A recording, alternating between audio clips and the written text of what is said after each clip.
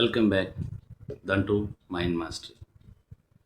మీరు సమస్యలో ఉన్నప్పుడు మీ సమస్యను ఎవరైనా సాల్వ్ చేస్తారా? ఇది కంటెంట్. ఎవరూ రారు. మీ సమస్యని సాల్వ్ చేసుకోవడానికి ఎవరూ రారు. నిజం ఏంటో తెలుసుకోండి. మీ సమస్యని మీరే సాల్వ్ చేసుకోవాలి. ఎందుకంటే మీ సమస్యని సాల్వ్ చేసే అంత టైము, ఓర్పు, తర్వాత మంచి గుణం, మంచి అలవాటు ఎదుటి వ్యక్తికి ఈరోజు లేదు. అంచేతనే మీ సమస్యని మీరే సాల్వ్ చేసుకోవాలి. ఎవరైనా వచ్చి నా సమస్యను సాల్వ్ చేస్తారు అని ఎదురు చూడడం ఈ రోజుల్లో చాలా అవివేకం. ఎందుకంటే నేను చెప్పినట్టుగా ఎవరి సమస్యలతో వారు సతమతం అవుతున్నారు. ఎవరి సమస్యలు వారికి అవే బరువుగా ఉన్నాయి. అప్పుడు నీలాంటి వాళ్ళ సమస్యని వాళ్ళు ఎందుకు తీరుస్తారు? తీర్చరు. నీ సమస్యని నువ్వే పరిష్కరించుకోవాలి. అది ఎలా అంటే, నీ సమస్య పట్ల నువ్వు బాధ్యత తీసుకో. నువ్వు బాధ్యత తీసుకుని నీ సమస్య ఏంటన్నది తెలుసుకో. ఇతరులని నీ సమస్య గురించి బ్లేమ్ చేయొద్దు. నాకు ఈ సమస్య వాళ్ళ వల్ల వచ్చింది, వీళ్ళ వల్ల వచ్చింది, వాళ్ళు నాకు ఈ సమస్యను సృష్టించారు అనే దానికన్నా వచ్చిన సమస్యని ఏ విధంగా పరిష్కరించుకోవాలో తెలుసుకో.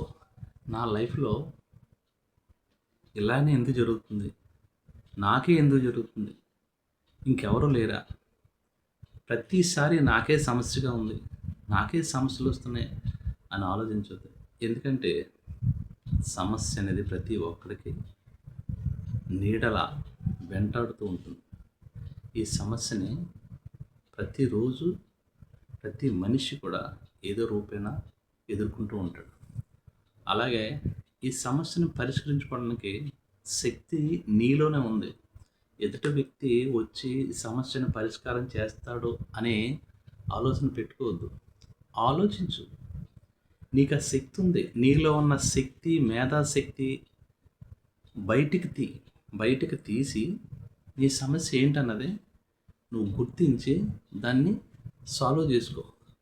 నీలో ఉన్న అపారమైన జ్ఞానాన్ని, శక్తిని బయటకు తీసి ఉపయోగించి నీ సమస్యని సాల్వ్ చేసుకో. వీటికి 3 పాయింట్స్ చెప్తాను. ఆ 3 పాయింట్స్ ఏంటంటే, యాక్సెప్ట్ చేయాలి. ఫస్ట్ది, నీ సమస్యని నువ్వు వచ్చిన దాన్ని యాక్సెప్ట్ చేయి. నేను యాక్సెప్ట్ చేయను, ఇది నాది కాదు, నాకు రావాల్సిన సమస్య కాదు, నాకు వచ్చింది అనే కాలయాపన చెయ్యి. సమస్య వచ్చినప్పుడు దాన్ని యాక్సెప్ట్ చేయి. యాక్సెప్ట్ చేసిన తర్వాత ఎనలైజ్ చేయాలి. అంటే విశ్లేషణ. అసలు ఈ సమస్య ఎందుకు వచ్చింది, ఎవరి వల్ల వచ్చింది, నా వల్ల వచ్చిందా, కాలక్రమేణా యూనివర్సల్గా వచ్చిందా, ఎవరన్నా సృష్టించారా, నా తప్పిదం వల్ల వచ్చిందా, ఏంటి అనే దాన్ని ఎనలైజ్ చేసుకోవాలి.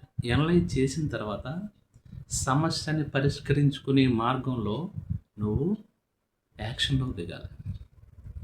ఆ రోజే, ఆ గంటలోనే, ఆ నిమిషంలోనే సమస్యను పరిష్కరించుకోవడానికి నువ్వు యాక్షన్ టేకర్గా మారాలి. అప్పుడే ఈ సమస్య పరిష్కారం అవుతుంది.